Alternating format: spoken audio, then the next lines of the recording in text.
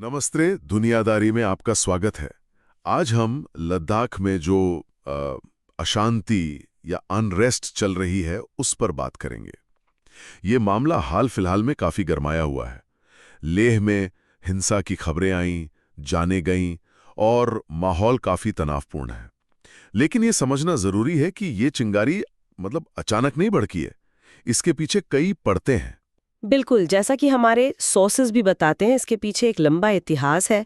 लद्दाख की अपनी एक बहुत विशिष्ट पहचान है और भारत के लिए इसका स्ट्रेटेजिक महत्व भी जबरदस्त है। तो आज हम कोशिश करेंगे कि इन मिले जुले सोर्सेज के आधार पर इस पूरे मामले की गहराई में जाकर समझें कि आखिर चल क्या रहा है। ठीक है, तो चलिए शुरू करते हैं। सबसे पहले ये देखते हैं कि जमीन पर अभी हुआ क्या है। ये जो हालिया हिंसा और प्रदर्शन है, इनका क्या ब्यौरा है हमारे पास। सोर्सेस बता रहे हैं कि 24 सितंबर 2025 को लेह में हिंसक प्रदर्शन हुए।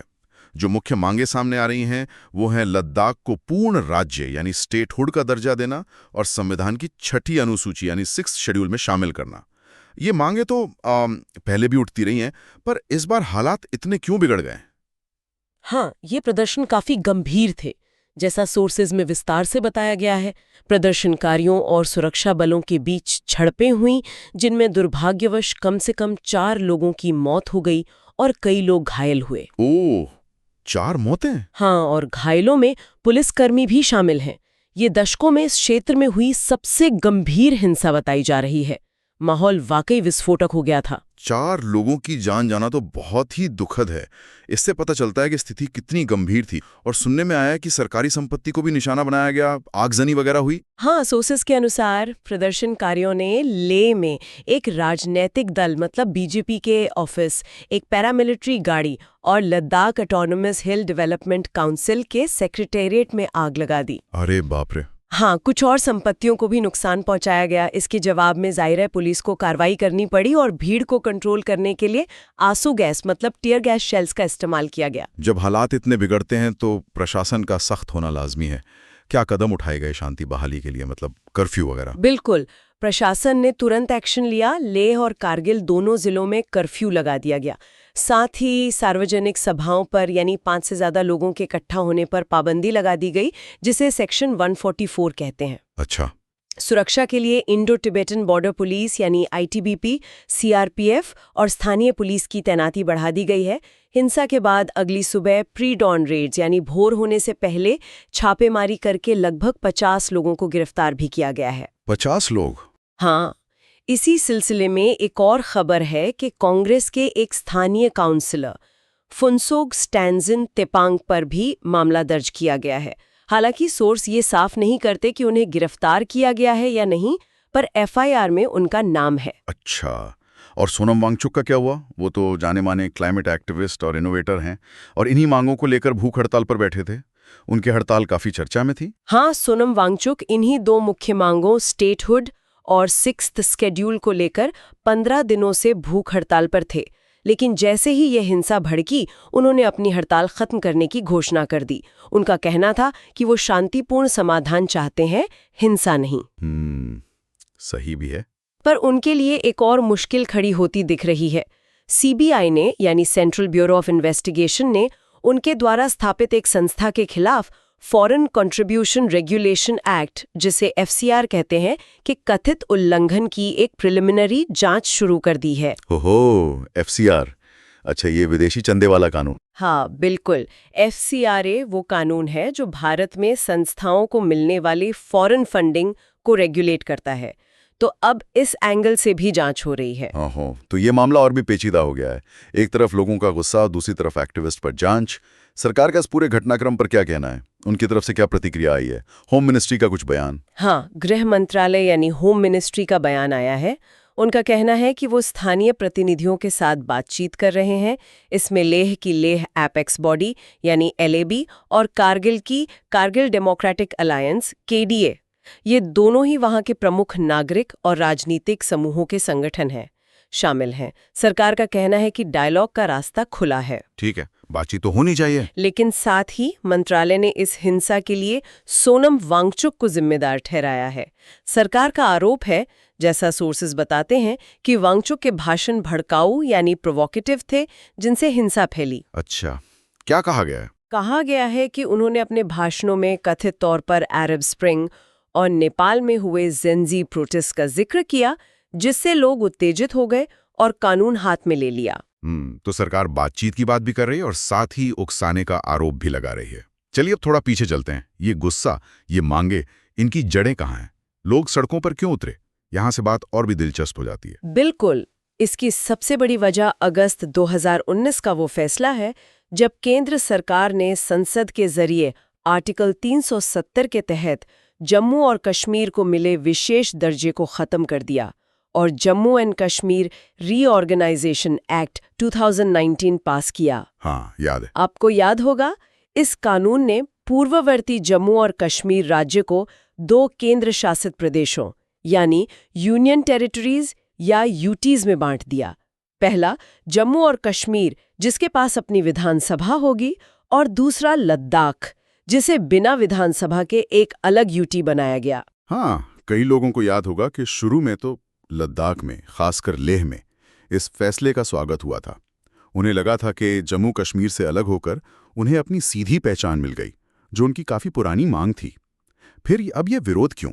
बिल्कुल, शुरुआती प्रतिक्रिया सकारात्मक थी। दशकों से लद्दाख के लोग, खासकर बौद्ध बहुल लेह के लोग, JNK के प्रशासन में कश्मीर केंद्रित राजनीति से नाखुश थे और अलग यूटी की मांग करते थे। लेकिन यूटी बनने के बाद धीरे धीरे ये एहसास घर करने लगा, खासकर जब विधानसभा नहीं मिली, कि उनका राजनीतिक प्रतिनिधित्व मतलब पॉलिटिकल रिप्रेजेंटेशन खत्म हो गया है। अच्छा। हाँ, एक तरह का पॉलिटिकल वैक्यूम या खालीपन महसूस होने लगा। लोगों को चिंता सताने लगी कि अब उनकी जमीन, उनकी यूनिक जनसांख्यिकी और संस्कृति और रोजगार के अवसरों की सुरक्षा कैसे होगी, क्योंकि पहले आर्टिकल 370 और 35A के तहत कुछ सुरक्षाएं थीं, वो हट गईं और नई व्यवस्था में कोई ठोस संवैधानिक सुरक्षा मतलब कॉन्स्टिट्यूशनल सेफगार्ड्स नहीं मिली। और बेरोजगारी का भी मुद्दा है शायद। हाँ बिल्कुल, अनएम्प्लॉयमेंट भी एक बड़ा मुद्दा बनकर उभरा। खासकर पढ़े लिखे युवाओं ने नौकरियों की कमी महसूस हो रही है। अच्छा, तो इस स्टेटहुड और 6 शेड्यूल की मांग इसी असुरक्षा और प्रतिनिधित्व की कमी के एहसास से निकली है। जब हम स्वायत्तता की बात करते हैं तो ये 6 शेड्यूल इतना अहम क्यों माना जा रहा है? मतलब इसमें ऐसा क्या खास है? देखिए, 6 शेड्यूल भारतीय संविधान का एक बहुत महत्वपूर्ण प्रावधान है। ये मुख्य रूप से भारत के पूर्वोत्तर राज्यों मतलब नॉर्थ ईस्टर्न स्टेट्स में रहने वाले आदिवासी समुदायों यानी ट्राइबल कम्युनिटीज को काफी स्वायत्तता देता है। अच्छा, नॉर्थ ईस्ट में ये ज्यादातर वहीं। इसके तहत ऑटोनॉमस डिस्ट्रिक्ट काउंसिल्स बनाई जाती हैं, जिन्हें अपनी जमीन, जंगल, पानी जैसे प्राकृतिक संसाधनों पर नियंत्रण रखने, अपनी संस्कृति और रीति रिवाजों को सहेजने और स्थानीय स्तर पर शासन चलाने के लिए कानून बनाने तक के अधिकार मिलते हैं। काफी पावर्स होती हैं इनके पास। समझ गया। लद्दाख के लोग, चाहे वो लेह के बौद्ध हो या कारगिल के मुस्लिम, अब एकजुट होकर ये मांग कर रहे हैं। उनका तर्क है कि लद्दाख की 90% से ज्यादा आबादी आदिवासी हैं, उनकी अपनी विशिष्ट संस्कृति, भाषा और जीवन शैली है, जिसे बचाने के लिए 6th शेड्यूल जैसी संवैधानिक गारंटी जरूरी हो, ताकि उनकी पहचान बनी रहे। बिल्कुल। और स्टेटहुड की मांग भी इसी से जुड़ी है, ताकि उन्हें अपने फैसले खुद लेने का अधिकार मिले, न कि दिल्ली से नियुक्त प्रशासक के जरिए शासन चले। उन्हें लगता है कि वो ब्यूरोक्रेटिक रूल के अंडर आ गए हैं। और सरकार से बातचीत के क्या हुआ? सुना था गृह मंत्री से मिले थे नेता। हाँ, इस हालिया हिंसा से कुछ समय पहले ही LAB और KDA के नेताओं के एक संयुक्त प्रतिनिधि मंडल ने दिल्ली में गृह मंत्री अमित शाह से मुलाकात भी की थी, लेकिन वो बातचीत असफल रही। ओह, क्यों? नेताओं ने वापस आकर कहा कि सरकार उनकी मुख्य मांगों यानी स्टेटहुड और 6th शेड्यूल को मानने के लिए तैयार नहीं है। सोर्सेज बताते हैं कि इसी निराशा और बातचीत के बेनतीजा रहने के बाद विरोध प्रदर्शन तेज हुए और अंततः दुर्भाग्य से हिंसक हो गए। समझ गया। तो ये 2019 के बाद बदले हालात और भविष्य को लेकर चिंता का नतीजा है। अब जरा और पीछे चलते हैं इतिहास में। लद्दाख का अतीत भी तो काफी अलग रहा है JNK से, है ना? ये हमेशा से इसका हिस्सा नहीं था। बिल्कुल सही कहा आपने। अगर हम इतिहास के पन्ने पलटे तो 1834 तक लद्दाख एक स्वतंत्र राज्य, एक इंडिपेंडेंट किंगडम हुआ करता था। इसका तिब्बत के साथ बहुत गहरा सांस्कृतिक, धार्मिक और ऐतिहासिक रिश्ता था। आप इसे कुछ हद तक उस समय के भूटान या सिक्किम जैसा मान सकते हैं, हिमालय में बसा अपनी अलग पहचान वाला एक राज्य। तो फिर ये जम्मू कश्मीर का हिस्सा कैसे बना? ये जुड़ाव कब और कैसे हुआ, ये कहानी क्या है? हाँ, ये कहानी भी दिलचस्प है और थोड़ी जटिल भी। देखिए, 1819 में महाराजा रंजीत सिंह के सिख साम्राज्य ने कश्मीर पर कब्जा किया। हाँ। उसके बाद उनके एक महत्वाकांक्षी जागीरदार थे, जम्मू के डोगरा शासक राजा गुलाब सिंह। गुलाब सिंह। हाँ, गुलाब सिंह ने अपनी ताकत बढ़ानी शुरू की और 1834 में उनकी सेना ने जनरल जोरावर सिंह के नेतृत्व में लद्दाख पर हमला करके उसे जीत लिया। अच्छा, जनरल जोरावर सिंह। हाँ, इस तरह लद्दाख डोगरा शासन के अधीन आ गया, जो खुद सिख साम्राज्य के अधीन था। लेकिन कहानी यही नहीं रुकी। 1845-46 में पहला एंग्लो सिख युद्ध हुआ, जिसमें सिख हार गए। युद्ध के बाद हुई संधियों के तहत अंग्रेजों ने कश्मीर घाटी और उसके आसपास के इलाके, जिसमें लद्दाख भी शामिल था, गुलाब सिंह को बेच दिया। एक तरह से बेच दिया मतलब पैसे लेकर। हाँ, संधि की शर्तों के तहत गुलाब सिंह ने अंग्रेजों की अधीनता स्वीकार कर ली और इस तरह जम्मू और कश्मीर की रियासत यानी प्रिंसली स्टेट बनी, जिसके पहले महाराजा गुलाब सिंह थे। ये पूरा राज्य ब्रिटिश हुकूमत के तहत था, उनकी सुजरानिटी के अंडर। बाप रे, तो ये जे.एंड.के स्टेट अंग्रेजों की देन है एक तरह से। हाँ, एक तरह से देखे तो जम्मू और कश्मीर राज्य, जैसा हम इसे 1947 तक जानते थे, वो काफी हद तक अंग्रेजों के रणनीतिक जरूरत की उपज था। उन्होंने इसे मध्य एशिया में बढ़ते रूसी प्रभाव को रोकने के लिए एक बफर जोन के तौर पर बनाया और मजबूत किया था। अच्छा, रशिया से मुकाबले के लिए। हाँ, द ग्रेट गेम जिसे कहते हैं। उस समय सीमाएं तय करना, मतलब डिलिमिटिंग बाउंड्रीज करना भी आज जैसा आसान नहीं था। इलाके दुर्गम थे, नक्शे उतने सटीक नहीं थे और स्थानीय लोगों की पहचान अक्सर क्षेत्रीय या कबीलाई होती थी, राष्ट्रीय नहीं। यानी अंग्रेजों ने अपनी स्ट्रेटेजिक जरूरत के हिसाब से इस क्षेत्र को गढ़ा, जैसा उन्होंने कई और जगहों पर किया। हाँ, काफी हद तक यही हुआ। एक शोधकर्ता है अभिजन रेज, जिनका जिक्र सोर्सेज में है। वो मानते हैं कि हो सकता है कि जे.एंड.के की मैपिंग करते वक्त अंग्रेजों ने अपनी सीमाएं जरूरत से ज्यादा बढ़ा दी हों, मतलब ओवरस्टेप्ड कर दिया हो। उनका कहना है कि उस दौर के आम लोगों को शायद ये ठीक से पता भी नहीं होता था कि वो तकनीकी रूप से किस देश के नागरिक हैं। ये जो कॉलोनियल लेगेसी है, यानी औपनिवेशिक विरासत, वो आज भी इस क्षेत्र में सीमा विवादों, टेरिटोरियल क्लेम्स और पहचान के सवालों के रूप में जिंदा है। बिल्कुल। फिर 1947 में भारत आजाद हुआ, जे.एंड.के का विलय भारत में हुआ। लेकिन एक और बड़ा मोड़ आया 1950 में, जब चीन ने तिब्बत पर कब्जा कर लिया। हाँ, ये तो बहुत बड़ा इवेंट था। हाँ, तब भारत को उम्मीद थी कि चीन शायद तिब्बत को कुछ हद तक स्वायत्तता देगा, जिससे तिब्बत भारत और चीन के बीच एक बफर बना रहेगा। नेहरू जी की यही सोच थी, लेकिन ऐसा हुआ नहीं। चीन सीधे लद्दाख से सटी सीमा तक आ गया, जिसने लद्दाख का सामरिक महत्व अचानक कई गुना बढ़ा दिया। और यही वजह है कि आज भारत के लिए लद्दाख स्ट्रेटेजिकली इतना जरूरी है। इसका भू राजनीतिक यानी जियोपॉलिटिकल महत्व क्या है आज के संदर्भ में? बिल्कुल, एक तो इसकी लोकेशन ही इसे बेशकीमती बनाती है। ये मध्य एशिया, तिब्बत, पाकिस्तान प्रशासित कश्मीर और भारत के बाकी हिस्सों के बीच एक अहम कड़ी है। पुराने सिल्क रूट का भी यह हिस्सा रहा है। अच्छा, सिल्क रूट? हाँ, ऐतिहासिक रूप से मशहूर पश्मीना शॉल बनाने के लिए जो बेहतरीन ऊन यानी पश्म वूल आती थी, वो तिब्बत से लद्दाख के रास्ते ही कश्मीर पहुंचती थी। ओहो। साथ ही यहाँ से उत्तर में काराकोरम दर्रा यानी काराकोरम पास है, जो यारकंद और काशगर, जो तब चीनी तुर्किस्तान या पूर्वी तुर्किस्तान कहलाता था, तक जाने वाला एक अहम व्यापारिक मार्ग, ट्रेड रूट था। तो लद्दाख सिर्फ एक दूरदराज का पहाड़ी इलाका नहीं, बल्कि सदियों से एक महत्वपूर्ण व्यापारिक केंद्र, एक एंट्रपो भी रहा है। और डिफेंस के नजरिए से इसका क्या महत्व है, खासकर चीन के साथ जो मौजूदा तनाव चल रहा है उसे देखते हुए? चीन के तिब्बत पर कब्जे के बाद से ही इसका रक्षा महत्व बढ़ गया था, लेकिन ये और ज्यादा तब बढ़ा जब 1959 में तिब्बत में विद्रोह हुआ और दलाई लामा को भागकर भारत में शरण लेनी पड़ी। हाँ, 1959। चीन इसे अपने अंदरूनी मामले में दखलंदाजी मानता है और तब से इस क्षेत्र पर उसकी नज़र और पैनी हो गई। 1962 का युद्ध भी इसी क्षेत्र में लड़ा गया था। हाल के वर्षों में खासकर 2013 के बाद और फिर 2015 से लद्दाख भारत के रक्षा रणनीति डिफेंस स्ट्रैटेजी के केंद्र में आ गया है। सोर्सेज बताते हैं कि 2013 तक यहाँ इंफ्रास्ट्रक्चर डेवलपमेंट पर उतना जोर नहीं था, शायद जानबूझकर नहीं था।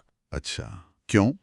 शायद ये सोच थी कि मुश्किल टेरेन दुश्मन को रोकेगा, पर अब वो स्ट्रैटेजी बदल गई है। अब तेजी से इंफ्रास्ट्रक्चर बनाया जा रहा है। हाँ, आजकल तो वहाँ जबरदस्त कंस्ट्रक्शन और इंफ्रास्ट्रक्चर डेवलपमेंट की खबरें आती रहती हैं। सड़कों, पुलों, सुरंगों का जाल बिछाया जा रहा है। हाँ बिल्कुल, कई बड़े स्ट्रेटेजिक इंफ्रास्ट्रक्चर प्रोजेक्ट्स पर काम चल रहा है। एक बहुत ही महत्वपूर्ण प्रोजेक्ट है नुब्रा घाटी में ससोमा से दौलत बेग ओल्डी यानी डीबीओ तक 130 किलोमीटर लंबी स्ट्रैटेजिक सड़क। डीबीओ, हाँ, वो बहुत ऊंचाई पर है ना? बेहद करीब है, काराकोरम पास के पास। ये सड़क इस तरह से बनाई जा रही है कि ये चीनी निगरानी, चाइनीज सर्वेलेंस की जद में न आए। उम्मीद है कि ये अक्टूबर-नवंबर 2026 तक पूरी तरह ऑपरेशन में आ जाएगी। अच्छा, 2026 तक। इसके अलावा जोजिला टनल का काम भी तेजी से चल रहा है। ये एशिया की सबसे लंबी द्विदिशा वाली सुरंगों में से एक होगी। इसके बनने से श्रीनगर और लद्दाख के बीच साल भर हर मौसम में कनेक्टिविटी, ऑल वेदर कनेक्टिविटी बनी रहेगी। ये तो बहुत जरूरी है। हाँ, अभी सर्दियों में भारी बर्फबारी के कारण ये रास्ता कई महीनों तक बंद रहता है। सोर्सेस के मुताबिक इसका करीब 64% काम पूरा भी हो चुका है। अच्छा खासा काम हो गया है। बिल्कुल। डीबीओ के आसपास के इलाके में भी सड़कों के नए अलाइनमेंट्स यानी रास्ते बनाए जा रहे हैं। पुलों को अपग्रेड करके 70 टन तक का वजन सहने लायक बनाया जा रहा है, ताकि भारी सैन्य वाहन जैसे टैंक वगैरह आसानी से गुजर सकें। साथ ही सीमा पर मौजूद फॉरवर्ड पोस्ट तक ऑप्टिकल फाइबर केबल बिछाई जा रही है, ताकि कम्युनिकेशन सिस्टम मजबूत हो। ये सब भारत की रक्षा तैयारियों को पुख्ता करने के लिए किया जा रहा है। ये तो हुई राजनीति, इतिहास और स्ट्रैटेजी की बातें। काफी गंभीर मुद्दे हैं, लेकिन इनके अलावा भी लद्दाख की अपनी एक अलग खूबसूरत पहचान है ना? मैंने हाल ही में स्नो लेपर्ड्स के बारे में कुछ बहुत अच्छी खबर पढ़ी थी। हाँ, वो वाकई एक शानदार खबर थी। हाल ही में भारत में पहली बार हुए snow leopard population assessment exercise के नतीजे आए हैं और पता चला है कि भारत में स्नो लेपर्ड्स यानी हिम तेंदुओं का सबसे ज्यादा घनत्व, हाईएस्ट डेंसिटी, लद्दाख में ही है। सच में? कितना? अनुमान लगाया गया है कि यहाँ लगभग 477 हिम तेंदुए हैं, जो भारत की कुल अनुमानित स्नो लेपर्ड आबादी, जो करीब 718 है, का लगभग 68% है। अरे वाह, 477, ये तो जबरदस्त आंकड़ा है। हाँ, ये न सिर्फ लद्दाख के अद्भुत वन्य जीवन को दिखाता है, बल्कि इसके नाजुक इकोसिस्टम की अहमियत पर भी जोर देता है। कमाल है। और क्या चल रहा है वहाँ पर्यावरण या विज्ञान के क्षेत्र में, जो हमारे सोर्सेस में आया हो? कुछ और इंटरेस्टिंग? हाँ, कुछ और दिलचस्प वैज्ञानिक गतिविधियां भी चल रही हैं, जैसे पेंगोंग सो झील, जो भारत चीन सीमा पर है और अक्सर खबरों में रहती है। उसके पास मेराक नाम के गांव में पिछले 12 सालों के हवा के आंकड़ों, विंड डेटा, का अध्ययन किया गया है। अच्छा, उससे क्या पता चलेगा? ये जानकारी भविष्य में खगोलीय अवलोकन स्थल, मतलब एस्ट्रोनॉमिकल साइट, प्लानिंग के लिए बहुत महत्वपूर्ण हो सकती है। यानी अगर वहाँ बड़ी दूरबीनें, टेलीस्कोप्स लगानी हो, तो ये जानना जरूरी है कि हवा की गति और दिशा कैसी रहती है, आसमान कितना साफ रहता है। इंटरेस्टिंग। एक और बहुत ही अनोखा प्रोजेक्ट चल रहा है, जिसका नाम है Ladakh human analog mission. Human analog mission, ये क्या है? इसमें इसरो, आईआईटी बॉम्बे, लद्दाख यूनिवर्सिटी और स्थानीय प्रशासन मिलकर काम कर रहे हैं। वो लद्दाख के ठंडे, सूखे और ऊंचाई वाले कठोर वातावरण का इस्तेमाल चांद और मंगल जैसे ग्रहों के हालातों का अनुकरण करने के लिए कर रहे हैं, मतलब सिम्युलेटिंग एक्स्ट्रा टेरेस्ट्रियल कंडीशंस। वाह, मतलब अंतरिक्ष यात्रियों की ट्रेनिंग के लिए। हाँ, ट्रेनिंग के लिए, उपकरणों को टेस्ट करने के लिए लद्दाख एक तरह की प्राकृतिक प्रयोगशाला बन गया है स्पेस रिसर्च के लिए। वाह, स्नो लेपर्ड से लेकर स्पेस मिशन सिमुलेशन तक लद्दाख तो वाकई में कई रंगों और आयामों वाला प्रदेश है। तो इन सब बातों का निचोड़ क्या है? ये साफ है कि लद्दाख का मामला बेहद जटिल है, जिसमें कई परतें हैं। एक तरफ स्थानीय लोगों की अपनी पहचान, संस्कृति, जमीन और राजनीतिक अधिकारों को लेकर गहरी चिंताएं और मांगे हैं। दूसरी तरफ इसका हजारों साल पुराना इतिहास और आज के दौर में जबरदस्त सामरिक महत्व है। और इन सब के साथ जुड़ा है इसका नाजुक पर्यावरण और अनोखी जैव विविधता। ये देखना होगा कि आगे क्या होता है। सरकार और स्थानीय प्रतिनिधियों के बीच बातचीत से क्या कोई ऐसा रास्ता निकल पाएगा जो शांति भी लाए और लोगों की आकांक्षाओं को भी पूरा करे? बिल्कुल।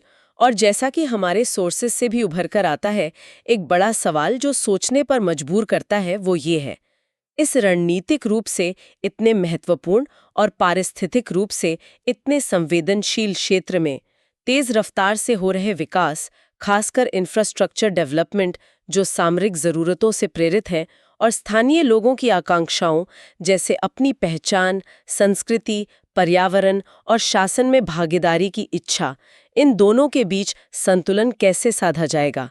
ये एक बहुत बड़ी चुनौती है जिस पर शायद लगातार सोचने और सावधानी से कदम उठाने की जरूरत होगी।